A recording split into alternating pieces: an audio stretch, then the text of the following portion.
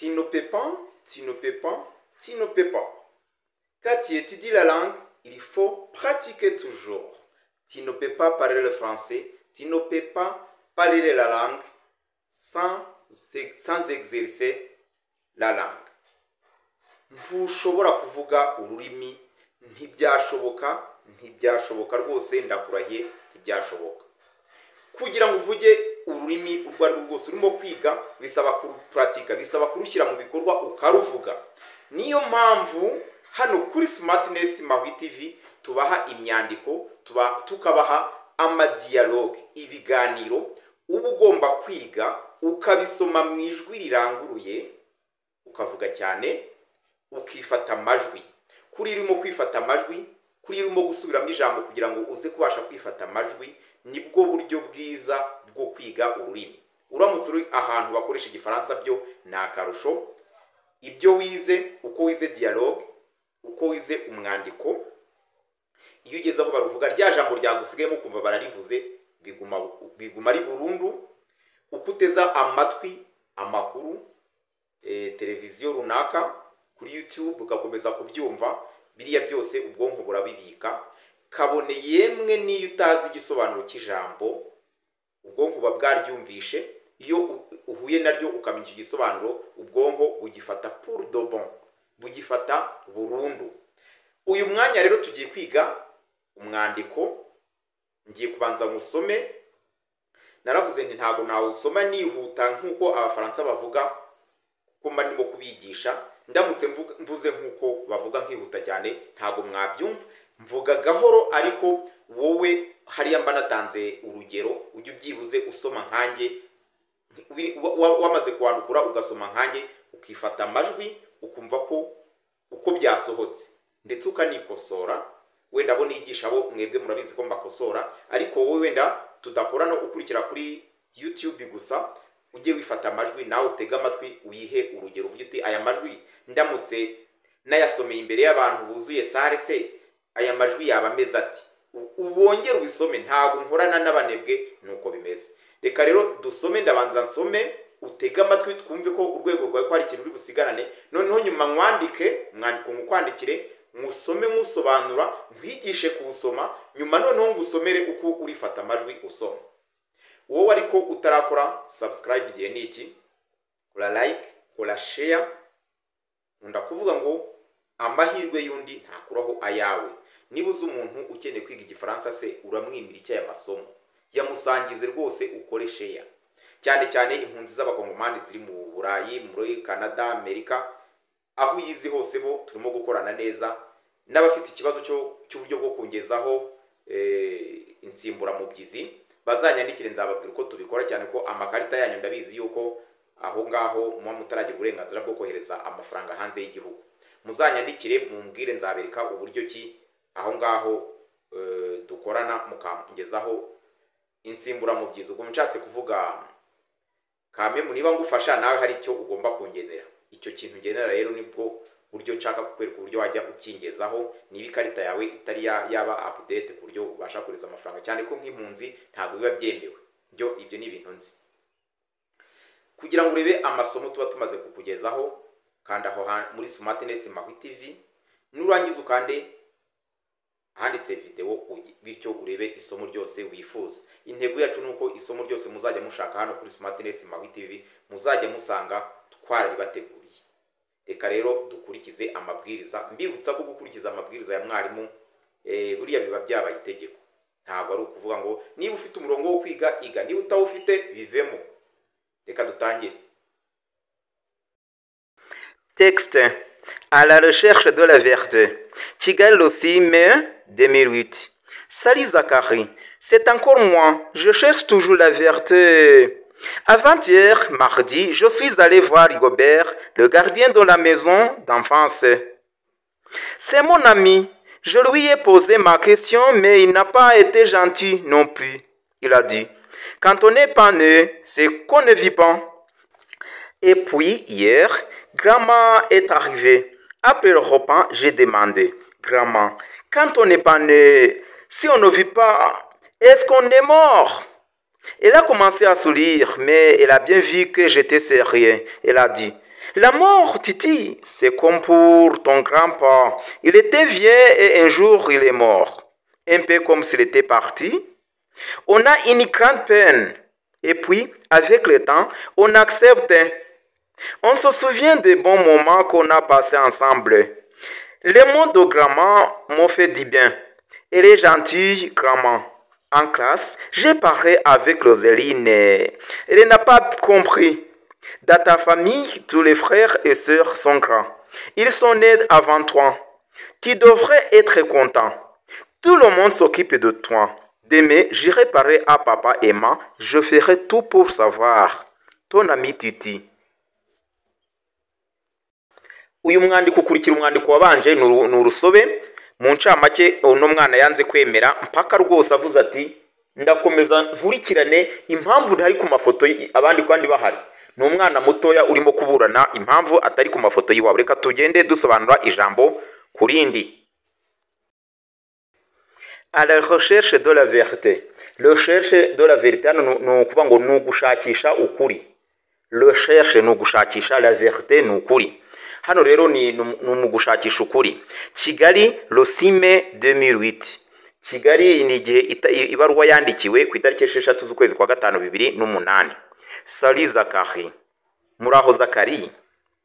C'est encore moi. Nanone ninge encore nanone. C'est encore moi. Je cherche toujours la vérité. Ninge kandi wongeye ndashakisha iteka ukuri. Ndacyashakisha ukuri. Umwana yanze kuva kwizima ati ndacyashakisha ukuri. Nizere ko mwanditse uyu mwandiko murabanza muwandike mubone kusoma muureba. Kwigira muri telefone bituma udasubiramo neza, ntago umenye ibyo wize n'ibyo utize, ntago ufite gahunda. Jya witwara nkaho uri mu ishuri n'ubwo uri wawe, ufata ikayi ubyandukure wige rwose ushiritse ubunebwe, nishaka ikayi zuzure ugura indi. Ibi ngibi ni inzira nziza yo kumenya igifaransa. Nous allons faire la lecture toujours à la recherche de la vérité. À la recherche de la vérité. Kigali Losime 2008. 2. C'est pas D. Non, 2. 2008. Kigali Losime 2008. Salut Zachary. Salut. Salut Zachary. C'est encore moi. Je cherche toujours. Je cherche toujours la vérité. Avant-hier, mbere y'ejo, hier n'ejo hashize, avant ni mbere. Mbere y'ejo, mardi, mbere y'ejo kuwa kabiri, je suis allé voir Rigobert. Je suis allé, c'est le verbe aller au passé composé. Nagiye kureba, voir, kureba. Nagiye kureba Rigobert, ni izina ry'umuntu. Le gardien de la maison d'enfance. Le gardien ni umuzamu. Un gardien de but ni umunyezamu. Le gardien de la maison ni wa wundi urinda inzu nyine. D'enfance. En face ni ahantu ngo ni inzu barebana. En face, inzu muteganye murebana. C'est mon ami, ni inshuti yanjye. Je lui ai posé ma question. Je lui ai posé ni ukubaza, poser une question, kubaza ikibazo. Namubajije ikibazo cyanjye. Mais il n'a pas été gentil. Ntabwo ariko yambereye umwana mwiza. Non, il n'a pas été gentil non plus. Ntabwo yambereye umwana mwiza habe. Il a dit, yarambwiye. Katwumva ko yamubwiye mu kanya. Vous allez répéter. Avant-hier, mardi, je suis allé voir Rigobert.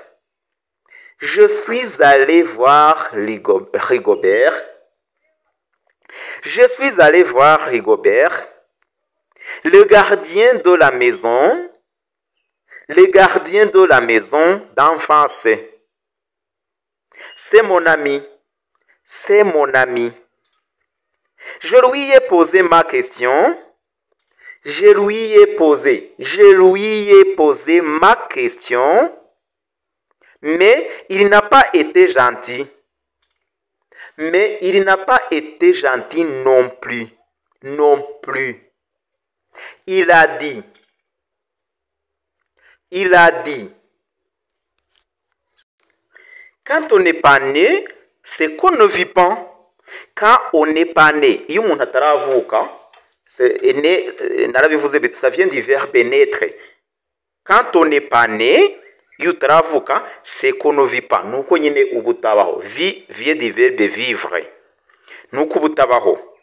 Et puis, hier, nuko byongeye ejo hashize, grandma est arrivée. Grandma ni grand-mère, nuko aba yakoresheje impine yini mvugo nshyikiranye. Grandma est arrivée. Nyogokuru yaraje. Après le repas ni ibiryo. Nyuma y'ifunguro, j'ai demandé, narabajije. Grandma, quand on n'est pas né, si on ne vit pas.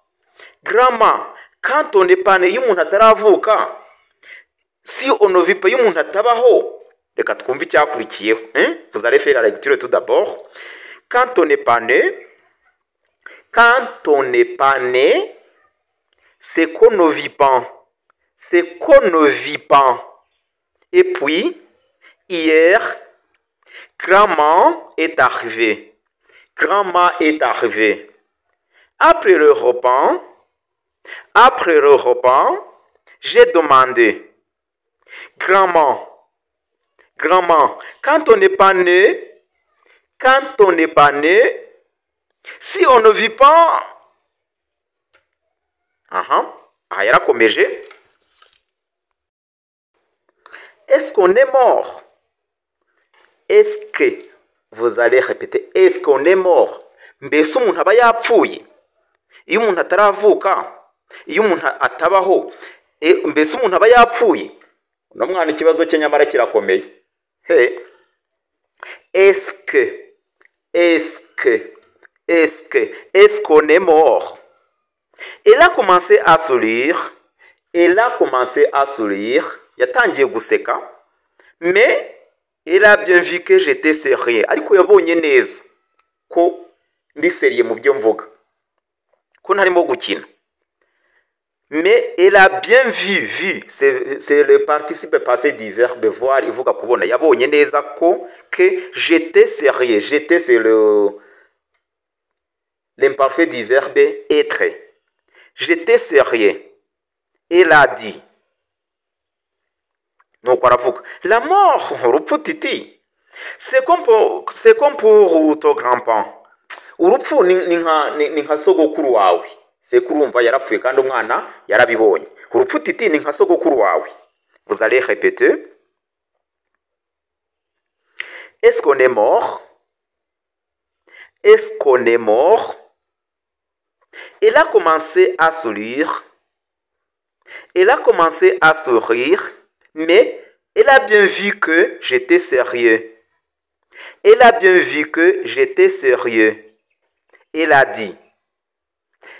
dit. La mort, Titi, c'est comme pour ton grand-père.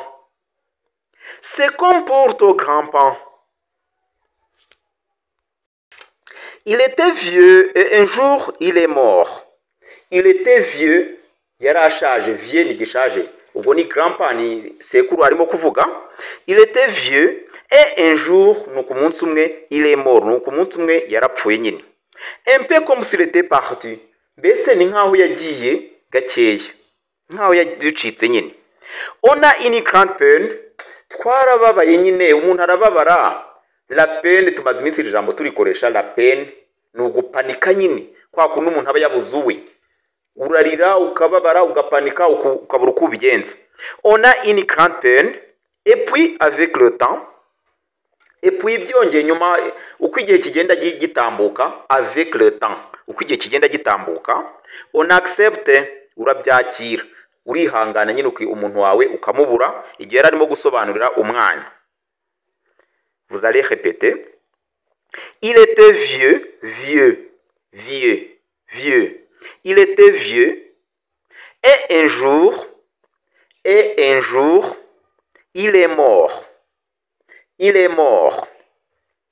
Un peu comme s'il était parti. Un peu comme s'il était parti. Un peu comme s'il était parti. On a une grande peine. On a une grande peine. Et puis avec le temps, on accepte. On accepte. On se souvient des bons moments qu'on a passés ensemble. On se souvient vient du verbe souvenir, kwibuka. Umuntu yibukwa des bons moments, ibihe byiza umuntu aba yaragiranye n'uwo wapfuye. On se souvient des bons moments qu'on a passés ensemble. Iyo umuntu yapfuye nyine uramwibuka nyine ukajya wibuka ibihe byiza mwagiye mugirana. Les mots de grand-mère m'ont fait du bien. Amagambo ya nyogokuru yanguye neza, yaranshimishije, faire du bien. Les mots de grand-mère m'ont fait du bien. Elle est gentille, grand-mère. Ni umwana mwiza rwose, aritonda. Umuntu uri gentille ni umuntu w'imico myiza.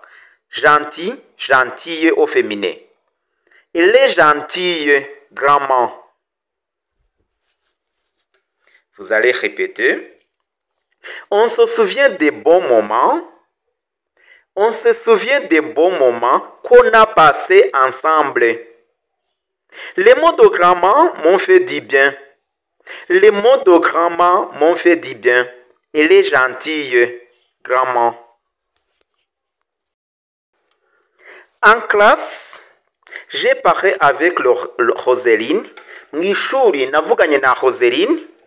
Witwa Roseline ni umuntu yabitekereje nkuru. Elle n'a pas compris. Ntago yabisobanukiwe. Comprendre ni ugusobanukirwa. Au passé composé. Elle n'a pas compris. Dans ta famille, mu muryango wawe, tous tes frères et sœurs sont grands.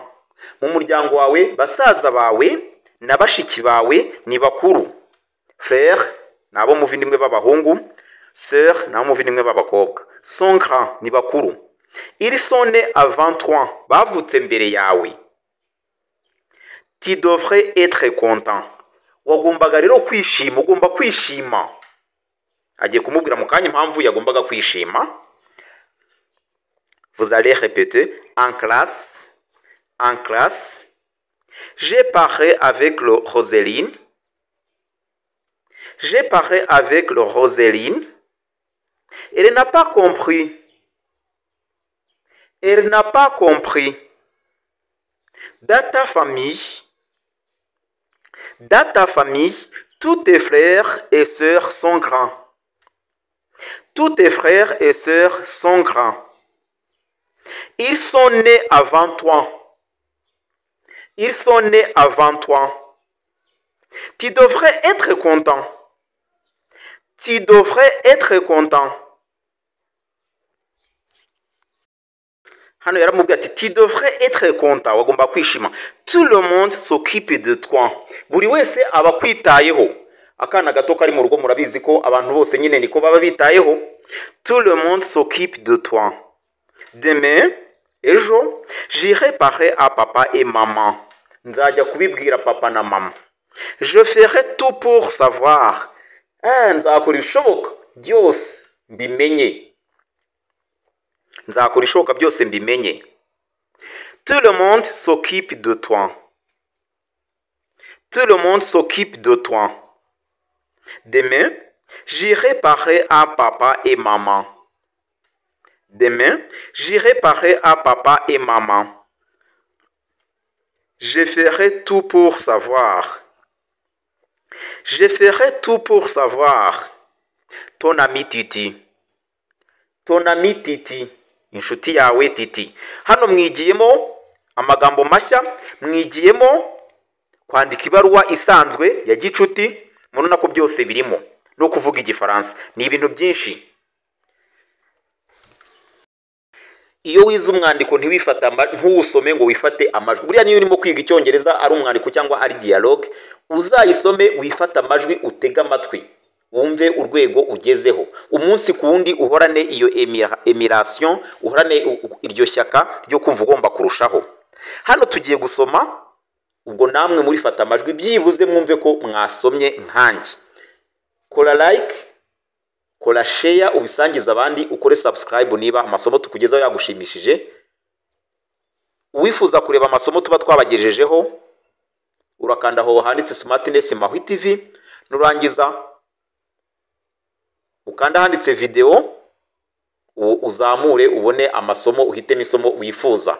Kwiga ni uguhozaho, ugomba no kuba ufite note wabyanditse. Texte. À la recherche de la vérité. Kigali le 6 mai 2008. Sali Zakari. C'est encore moi. Je cherche toujours la vérité. Avant-hier, mardi, je suis allé voir Gobert, le gardien de la maison d'enfance. C'est mon ami. Je lui ai posé ma question, mais il n'a pas été gentil non plus. Il a dit, quand on n'est pas né, c'est qu'on ne vit pas. Et puis, hier, grand-maman est arrivée. Après le repas, j'ai demandé, grand-maman, quand on n'est pas né, si on ne vit pas, est-ce qu'on est mort? Elle a commencé à sourire, mais elle a bien vu que j'étais sérieux. Elle a dit, la mort, tu dis, c'est comme pour ton grand-père. Il était vieux et un jour, il est mort. Un peu comme s'il était parti, on a une grande peine. Et puis, avec le temps, on accepte. On se souvient des bons moments qu'on a passés ensemble. Les mots de grand-mère m'ont fait du bien. Elle est gentille, grand-mère. En classe, j'ai parlé avec Roseline et elle n'a pas compris. Dans ta famille, tous tes frères et sœurs sont grands. Ils sont nés avant toi. Tu devrais être content. Tout le monde s'occupe de toi. Demain, j'irai par papa et maman. Je ferai tout pour savoir. Ton ami Titi. Ndizera ko buri wese abasha gusoma nkuko ndangije nanjye nsoma. Merci de nous avoir suivis. À la prochaine occasion. Au revoir. Je vous aime.